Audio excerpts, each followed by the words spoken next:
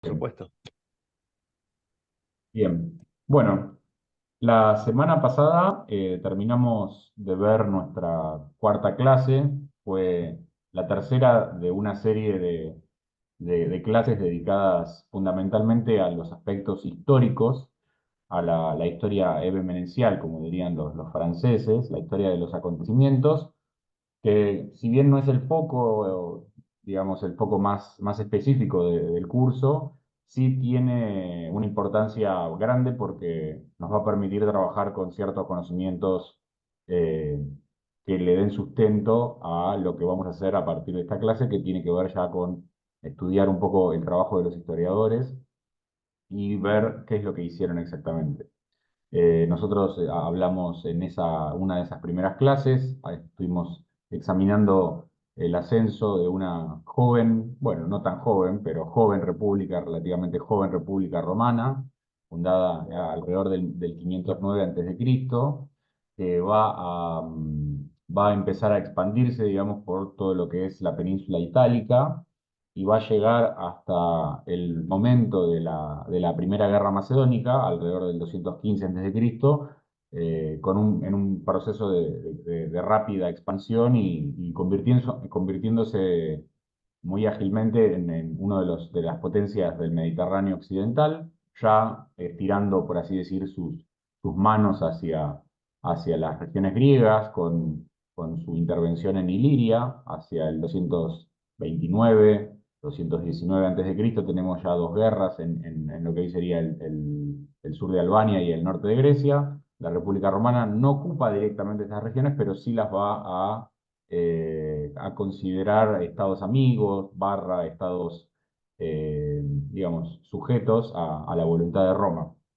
En paralelo, o en realidad un poquito después, en la semana siguiente, nosotros estudiamos el destino del reino de Macedonia. También vimos que es un reino que para el momento de la Primera Guerra Macedónica se hallaba en plena expansión. Eh, Históricamente era un reino relativamente marginal, sin demasiada importancia desde el punto de vista griego. Por ejemplo, en las guerras contra los persas, el reino se había aliado a los invasores, pero no había tenido un rol demasiado grande porque era un reino relativamente pequeño y alejado de los centros de poder griegos, pero sí ya para mediados del siglo IV antes de Cristo y sobre todo a partir de el reinado de Filipo, el reino va a empezar a expandirse muy fuertemente y va a terminar incluso formando una coalición con los estados griegos después de derrotarlos en la batalla de Queronea, en lo que hoy es Beocia. Y bueno, con Alejandro Magno claramente ese reino va a convertirse, por así decir, en el más destacado y más notable de todos los reinos de la antigüedad hasta ese momento. Un reino que, de ser simplemente un estado relativamente marginal en la periferia del mundo griego, va a llegar hasta la India. Pero bueno, ese reino se va a desintegrar y se van a formar una serie de reinos sucesores, de los cuales a nosotros nos interesa fundamentalmente el reino de Macedonia propiamente dicho, que a grandes rasgos va a quedar limitado a lo que había sido históricamente el reino en épocas de Filipo II o incluso sus antepasados. Nosotros también vimos que ese reino va a tener un destino relativamente eh, trágico, por así decir, porque no le había ido demasiado bien, era de los reinos sucesores quizás el más débil, y bueno, básicamente el reino había sufrido bastante después de- en el siglo III antes de Cristo, pero con la llegada de Filipo V al poder había comenzado nuevamente un proceso de expansión, por lo cual nos encontramos con que al momento de la Primera Guerra Macedónica, bueno, los dos reinos, el reino, en realidad los dos estados, el reino de Macedonia y la República Romana, estaban en un proceso de expansión, lo cual en cierto sentido informa o nos explica un poco eh, por qué ocurrió la guerra, ¿no? Nosotros también en la semana pasada vimos los detalles de esta guerra, hablamos un poco de cómo la guerra empezó con un ataque de Filipo V, que firmó un tratado con Aníbal, el general cartaginés. Los romanos se hallaban en una guerra muy importante, perdón, la Segunda Guerra Púnica, y esa situación desfavorable para los romanos fue aprovechada por Filipo, pero bueno, los romanos no estuvieron de brazos cruzados, sino que lo que hicieron fue contraatacar firmando alianzas con estados griegos y fundamentalmente con los enemigos tradicionales de los macedonios en este periodo, que son los etolios, una confederación de pueblos griegos que le va a permitir a los romanos mantener ocupado a su enemigo macedonio en los Balcanes y evitar que, digamos, que Filipo y Aníbal, por así decir, unan fuerzas y terminen derrotando a la República Romana. Eso es en resumen, por así decir, lo que hicimos las últimas 3 semanas. Lo que vamos a hacer ahora, en esta quinta clase, es empezar a hablar, como les dije antes, de los aspectos historiográficos.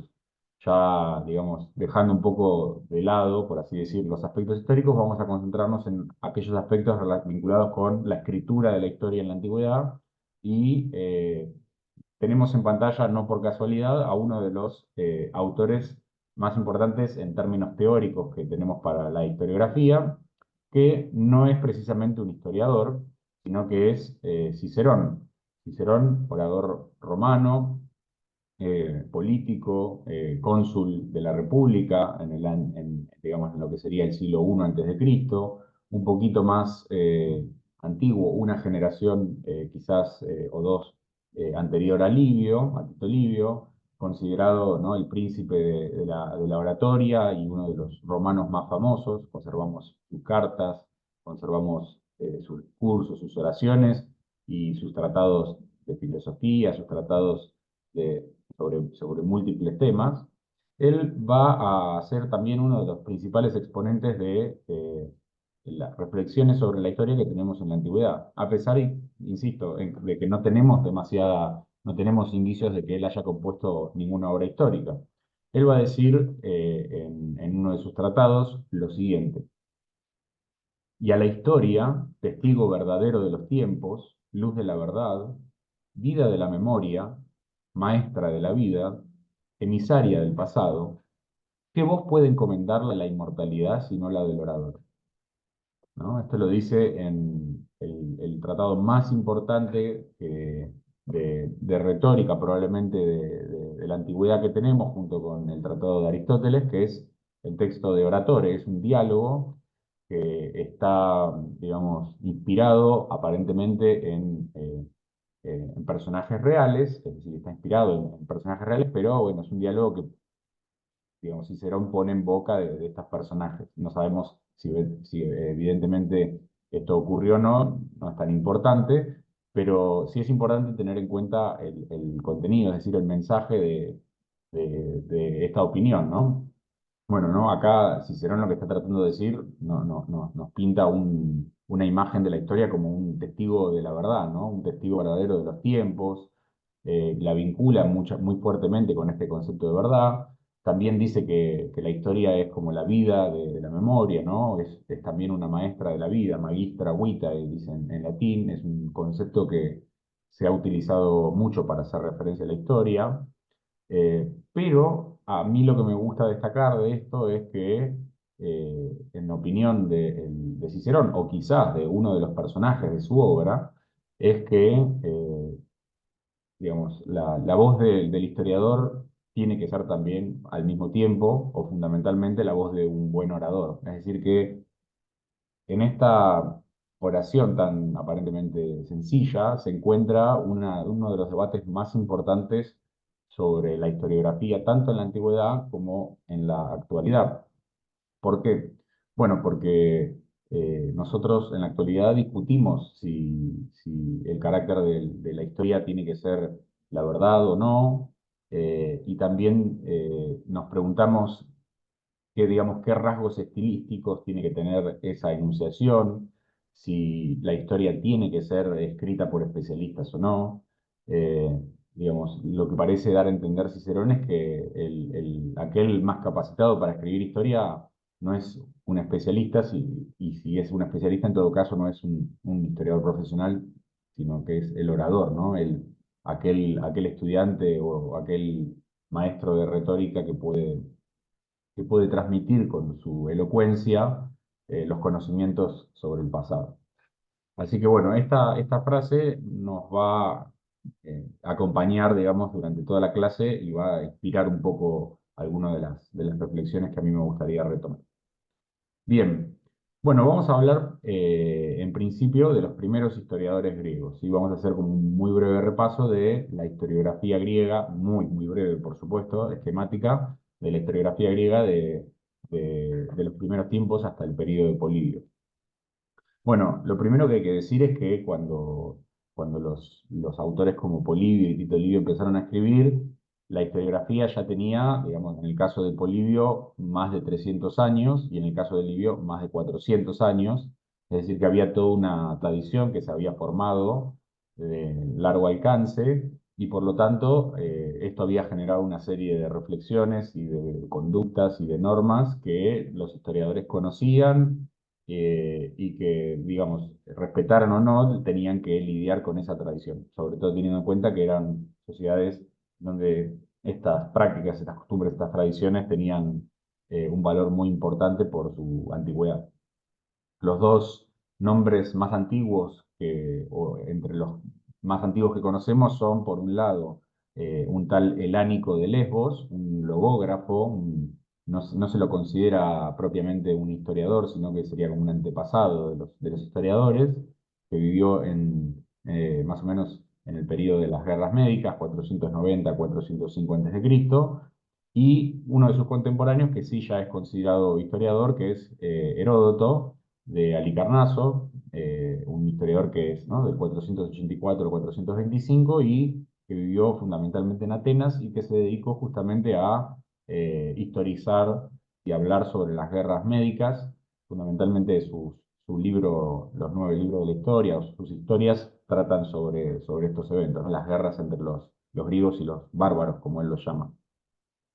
Bueno, la obra de Heródoto ya presenta muchas de las características que van a tener las obras históricas posteriores, ¿no? Por ejemplo, la obra de Heródoto, la conocemos en principio completa, al menos sus historias, es un tipo de escritura en prosa, ¿no? La historia se escribe en prosa y se la diferencia justamente de la poesía en particular por esto, mientras que muchos autores antiguos van a hacer referencia a, por ejemplo, a Homero como un historiador, a Homero algunos lo consideran un historiador en la antigüedad, pero bueno, Homero escribe en forma de verso, mientras que los historiadores tienden a escribir en forma de prosa. Por ahí a nosotros nos parece un poco obvio esto, esta diferencia, pero para la antigüedad no parece ser tan obvio y es importante destacarlo. Por otro lado, los historiadores, a diferencia de los poetas, que muchas veces, o de los dramaturgos, que muchas veces se dedican a lidiar con asuntos divinos, o en donde los dioses intervienen constantemente, la historia, desde el periodo de Heródoto, por lo menos en adelante, va a concentrarse en los asuntos más propiamente humanos, y el género toma su nombre y está inspirado no tanto digamos, en la narración, digamos, la historia no sería puramente una narración en sí, sino que su nombre lo adopta porque proviene de una investigación, ¿sí? Historein, el infinitivo, significa bueno, investigar, indagar, buscar, ¿no? En sentido más general, y de ahí viene historia. Entonces, historia sería, por así decir, la investigación previa que el historiador debe realizar para poder sacar a la luz ciertos hechos y contarlos después, ¿no? Bien, los estándares que va a marcar Heródoto son muy importantes y claramente a Heródoto lo van a considerar muchos el padre de la historia. Quintiliano, por ejemplo, hace referencia a él en términos similares, Cicerón también. Pero uno de los contemporáneos, ya un poquito más tardío en realidad, pero digamos relativamente contemporáneo a Heródoto, llamado Tucídides, muy famoso, otro historiador, también va digamos, a marcar y va a fundar los principios o algunos de los principios sobre los que los historiadores posteriores van a realizar sus trabajos. En cierto sentido, Heródoto y Tucídides serían dos representantes o dos ramas de una misma tradición, cada uno con sus características y cada uno con sus fortalezas y debilidades. Tucídides, que es un poquito posterior, unos 24 años posterior a Heródoto, va a también escribir una obra de historia, la historia de la guerra del Peloponeso, la guerra, digamos, que va a enfrentar a las ligas de Delos, liderada por Atenas, y a la liga del Peloponeso, liderada por Lacedemonia o Esparta. Y a diferencia de Heródoto, Tucídides va a tener un rango importante en Atenas, va a ser un comandante o un general de una flota, va a participar de muchos de los eventos o de algunos de los eventos que narró y en todo caso de aquellos de los que no participó, él nos cuenta que va a hacer una investigación, una historia muy exhaustiva, entrevistando a los testigos oculares, evaluando sus fuentes, evaluando, digamos, tratando de examinar el valor de lo que dicen las personas, tratando de detectar incoherencias o incongruencias entre los testimonios, con lo cual Tucídides, para muchos, entre los cuales yo me incluyo, va a ser, por así decir, no sé si el representante más, por así decir, no sé si el historiador más representativo de la historia antigua, pero claramente el que tiene los estándares más elevados de todos. Bien, bueno, independientemente de la estrategia utilizada por Heródoto y Tucídides, ya desde la antigüedad estos dos autores van a ser considerados los exponentes, los mejores exponentes de este género. Les traigo un breve ejemplo de la metodología de Tucídides, que me parece que es interesante para pensar en cuáles eran los estándares de este historiador, y encontramos en el primer libro de su obra, la arqueología se llama normalmente a esta sección, que dice lo siguiente: por cuanto concierne a los discursos que unos y otros pronunciaron, sea antes de la guerra, sea estando ya en ella, resultaba imposible rememorar la exactitud de lo que se dijo, tanto a mí, de lo que yo mismo oí, como a quienes me suministraban informaciones de cualquier otra parte.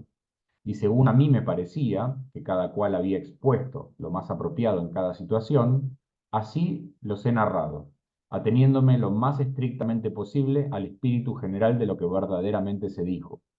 Y en cuanto a los hechos que tuvieron lugar durante la guerra, estimé que no debía escribir sobre ellos informándome por un cualquiera, ni según a mí me parecía, sino que he relatado hechos en los que yo mismo estuve presente o sobre los que me informé de otras personas, con el mayor rigor posible sobre cada uno de ellos.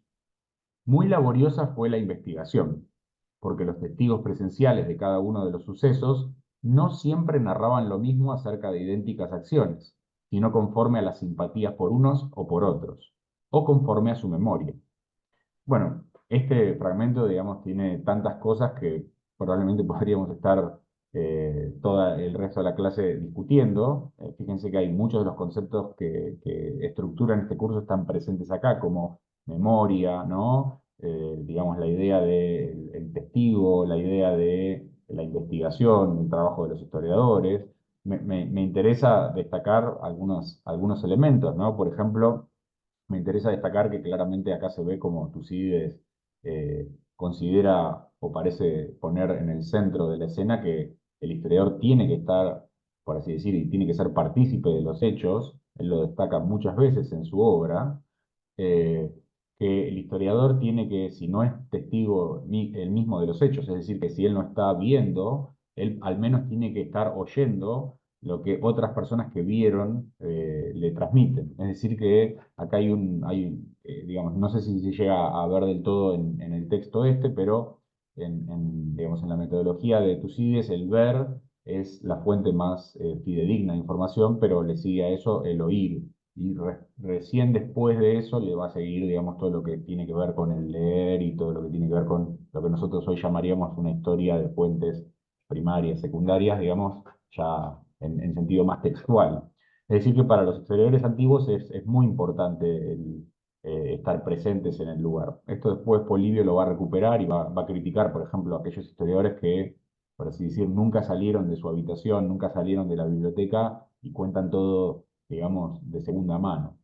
Eh, Algo también que me interesa es que Tucídides no es que simplemente copia acríticamente lo que otras personas le transmiten, sino que trata de, digamos, hacer una especie de evaluación de estas fuentes, porque fíjense lo que dice, ¿no? Dice que fue laboriosa la investigación porque los testigos presenciales contaban cosas distintas, es decir, personas que habían estado en la misma batalla o en el mismo lugar, en el mismo enfrentamiento, en el mismo hecho, contaban cosas distintas.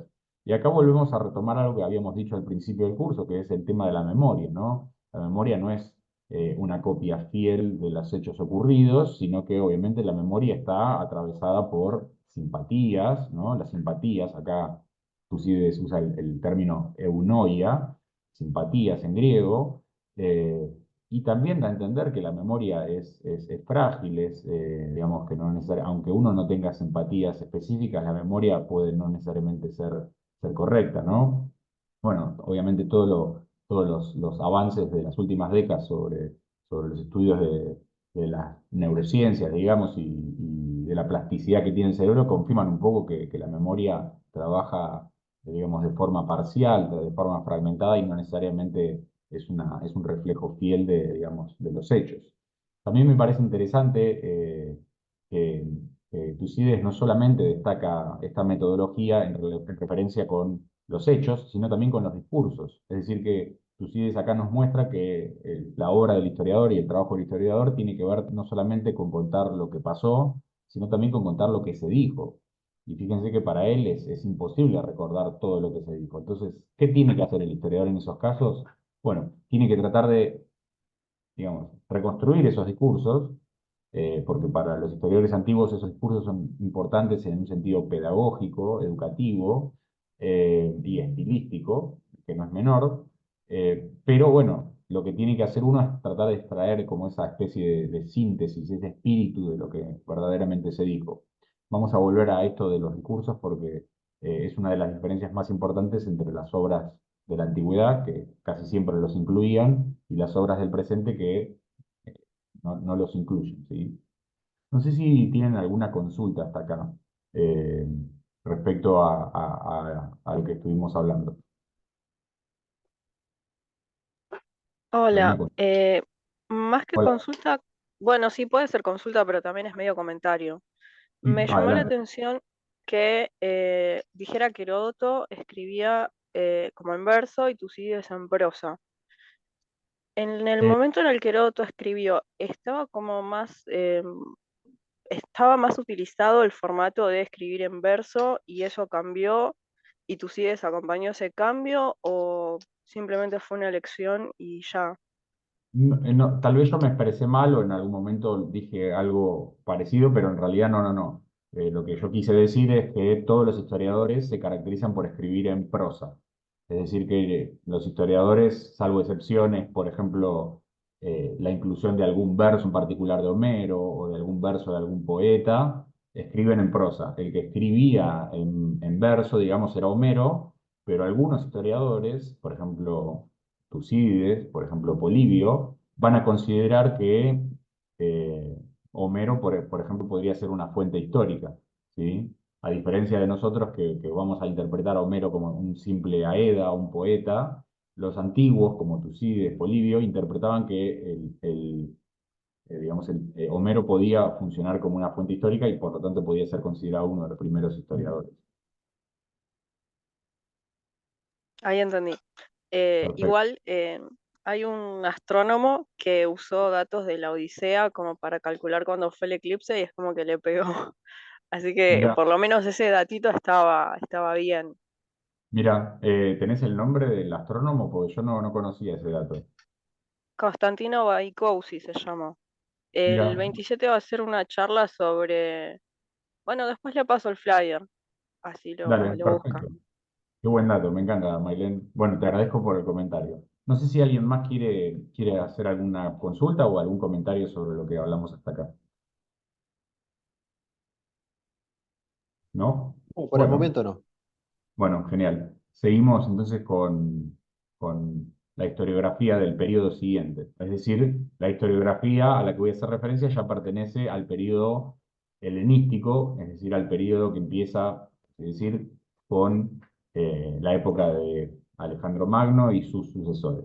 ¿Sí? Bueno, la mayor parte de los especialistas considera que los estándares de los que habíamos hablado, sobre todo los estándares que había creado, por así decir, la obra de Tucídides, fueron descuidados en este periodo debido a la influencia de la retórica. La retórica, el estudio del hablar en público, es la base, por así decir, de la educación.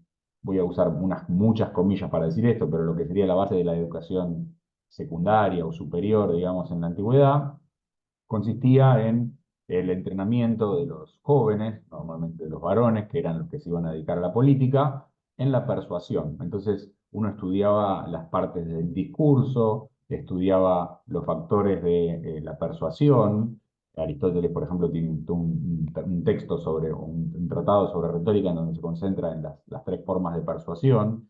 Y esto era importante básicamente porque le permitían al futuro político, digamos, manipular el discurso, embellecer el discurso, practicar la memoria y con todas estas herramientas catapultar, por así decir, sus carreras políticas. Lo cierto es que sabemos muy poco sobre la historiografía helenística, solamente tenemos un historiador de este periodo que ha llegado más o menos completo y ese historiador es Polibio. Todos los otros historiadores, y sabemos que hubo un montón en este periodo, se han perdido y los conservamos solamente en pequeñas colecciones de fragmentos. El más importante, la colección más importante es una colección en alemán que la realizó un historiador llamado Jacobi, que, bueno, es muy difícil de conseguir y son fragmentos a veces muy pequeños, muy chiquitos, y por lo tanto, digamos, no sabemos demasiado sobre la historiografía helenística. Es un campo fascinante, pero sobre el que ha llegado poco, sobre todo teniendo en cuenta la divulgación, ¿no? Lo que sí aparentemente sabemos es que para este periodo la retórica, que había ya estado presente claramente en las obras de Heródoto y de Tucídides, se vuelve mucho más significativa y su impacto pasa a ser mucho más grande en las obras históricas. Eh, Algunos incluso llegan a decir que los principios de la retórica, que insisto, es el arte de la persuasión, van a socavar las bases de verdad e imparcialidad que habían existido en la obra de Tucídides. Entonces, este principio de realizar una investigación, buscar testigos, ser imparcial, por así decirlo, va a ser dejado un poco de lado para favorecer aspectos como el estilo, la persuasión, la belleza del texto por sobre la búsqueda de la verdad. Bueno, Polibio, que es un autor de este periodo, como les había dicho, va a criticar a muchos de sus contemporáneos, y no tan contemporáneos, sino autores anteriores, por esta misma razón. Él va a decir que, bueno, incluyen cosas adentro de la historia que no deberían estar adentro de un libro de historia, ¿no? Por ejemplo, él va a criticar al autor griego Timeo de Tauromenio, un autor de la región de Sicilia, que va a decir que incluye afirmaciones contradictorias, que él nunca abandona la biblioteca de donde escribe, que él no ha entrevistado testigos orales, que él no ha tenido experiencia política y que por lo tanto, según Polibio, él no está autorizado para escribir la historia y no deberíamos confiar demasiado en lo que dice. Lamentablemente para nosotros no hay demasiados fragmentos de Timeo y casi todos los conocemos a través de Polibio, con lo cual obviamente estamos un poco comprometidos. No sabemos si el juicio de Polibio es acertado o no. Bueno, también, por ejemplo, Polibio va a criticar a otro autor contemporáneo, a Timeo, un tal Duris de Samos, que va a incluir relatos llenos de patetismo, ¿no? Dice que Duris va a imitar a los autores trágicos y que eso lo va a llevar a incluir cosas falsas, ¿no? Que van a hacer que el relato histórico pierda validez. Eh, y algunos, tomando estos testimonios de Polibio y otros que vamos recopilando un poco fragmentariamente, van a terminar concluyendo que las características de esta historiografía va a estar fuertemente dada por los principios moralistas que algunos rastrean hasta la obra de un autor de retórica llamado Isócrates. Isócrates había sido un escritor de oraciones, él se dedicaba a escribir oraciones y después muchas veces las vendía, digamos, o tenía una escuela de retórica en donde entrenaba a estos jóvenes griegos, y era un contemporáneo aproximadamente de Filipo II, de Macedonia, el era ateniense y Sócrates, al que se opuso. eh, y bueno, básicamente, aparentemente, él entrenó a muchos de los futuros historiadores griegos a los cuales les habría inculcado esta visión moralista de la historia. Esta idea de una historiografía, por un lado, más abocada a la verdad y otra historiografía más abocada al estilo y a la moralidad, es lo que después va a ser, digamos, la diferencia, por así decir, a grandes rasgos, entre las formas de Polibio, que, por así decir, seguiría más a Tucídides, y las formas de un Tito Livio, que quizás en cierto sentido se podría enmarcar dentro de esta corriente. Bien, una de las críticas más importantes a esta forma de practicar la historiografía así por así decir trágica, la vamos a encontrar en el libro 2 de las historias de Polibio. Allí Polibio va a criticar a un autor llamado Filarco, que y va a decir lo siguiente. Filarco quiere provocar la compasión de sus lectores y hacerles sintonizar con su relato, de modo que describe teatralmente, teatricós, dice ahí, mujeres que se abrazan, sus cabelleras flotan y sus pechos están al descubierto. Nos habla de llantos y alaridos de hombres y mujeres a los que se llevan, revueltos con sus hijos y sus padres. Este, dice Polibio, es el procedimiento habitual de su historia, tendiente siempre a poner horrores a la vista de todos, ¿no? Esta idea de que el horror es dramatizado, se lo pone en la vista del autor. Pero, dice Polibio, dejemos lo pedestre y mujeril que resulta esta propensión suya y examinemos mejor lo que en la historia es natural y útil, ¿no? Él va a contrastar esta idea de la teatralidad como algo, por así decir, placentero a los ojos, con la idea de lo masculino e útil, ¿no? Esta dicotomía que existe muchas veces en la civilización griega entre lo femenino como algo más vinculado a las emociones incluso ¿no? al patetismo de ciertos hechos, a los eventos teatrales, y esto está comparado con lo masculino, más vinculado a lo útil y provechoso, ¿no? Él dice, conviene que el historiador con su obra no intente fascinar y maravillar al primero que encuentre. Conviene que no invente discursos en cualquier oportunidad y que no describa las consecuencias marginales de lo sucedido. Esto corresponde a los autores trágicos. El historiador debe limitarse a recordar lo que en verdad se dijo y se hizo, por vulgar que sea, ¿no? Entonces acá tenemos que, bueno, hay cierta tensión entre lo trágico y lo histórico, y esto en algún sentido nos muestra que, si bien para nosotros pueden ser claras las diferencias entre tragedia e historia, en la antigüedad quizás no lo fueran tanto. Y eso es, a mi entender, muy elocuente sobre las características del género histórico. No sé si tienen alguna pregunta. Yo, Sí, Maile. un comentario.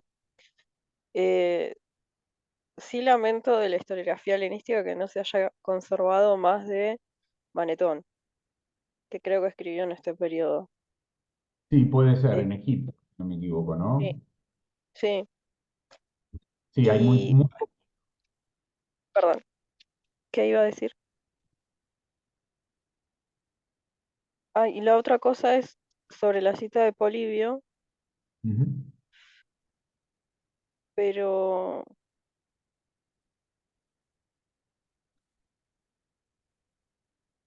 la cuestión de género también, que ya está presente en ese tiempo de adjudicar ciertas actitudes y sentimientos a determinadas personas. Sí, Mm. claramente los griegos, sobre todo griegos, digo, Polibio, no hay que olvidar quién es un aristócrata, digamos, representa, por así decir, a grandes rasgos, estamos simplificando, no nos queda otra, lamentablemente, representa a las clases altas griegas, y ya desde el periodo clásico tenemos cierta evidencia de que para los griegos la mujer, en cierto sentido, es liminal, está, digamos, entre los hombres y la barbarie, digamos, ¿no? Hay una cierta barbarización de la mujer, la mujer es el género débil, la mujer es asociada con las emociones, la mujer es asociada con, digamos, todo lo que tiene que ver con, digamos, la fragilidad. Entonces, sí, claramente hay una división muy clara de roles en esta sociedad y la mujer está, digamos, por así decir, hay un trabajo, ahora no me acuerdo exactamente su nombre, pero hay un autor que muestra cómo para Polibio los grados de barbarie, digamos, van avanzando a medida que uno sale de lo masculino, se encuentra con que aparecen los niños, las mujeres, digamos, los bárbaros, y son como los círculos, digamos, de la irracionalidad, ¿no? Entonces, sí, es tal cual. La mujer está, al menos dentro de la mentalidad de Polibio, representada como un sujeto de emociones y de barbarie incluso. Bien. Bueno, a ver cómo estamos de tiempo. Todavía nos queda un poquito antes de que se corte, así que voy a avanzar un poquito más. Voy a presentar un poco la vida de este historiador Polibio y voy a contar sobre sus primeros años, ¿sí? Bueno, como pasa con muchos otros autores, no conocemos el año de nacimiento de Polibio, pero más o menos consideramos que debe haber rondado el año 200 antes de Cristo. Para que se den una idea, más o menos año 200 sería 5 años después de que termina la Primera Guerra Macedónica. Es decir que, a pesar de que Polibio claramente no fue testigo de los hechos, bueno, tampoco está tan lejos de estos hechos mismos, y por lo tanto todo lo que ocurrió en la Primera Guerra Macedónica tienen que de algún modo haber informado sus primeros años, su juventud, incluso los primeros años de su adultez. ¿Sí? Polibio va a nacer en una ciudad de Arcadia, lo que hoy sería el centro montañoso y frío del Peloponeso, en una ciudad llamada Megalópolis, una ciudad que mira hacia el sur de la Arcadia, que está mirando hacia lo que hoy sería Laconia, la región de Esparta, y él va a nacer en Megalópolis en un contexto en el cual la ciudad pertenece a la Liga de los Aqueos, es decir, su nacionalidad, podríamos definirla como Aquea más que Arcadia. Bueno, el momento en el que él nace, la ciudad y la liga en general estaba buscando acercarse a los romanos y abandonar la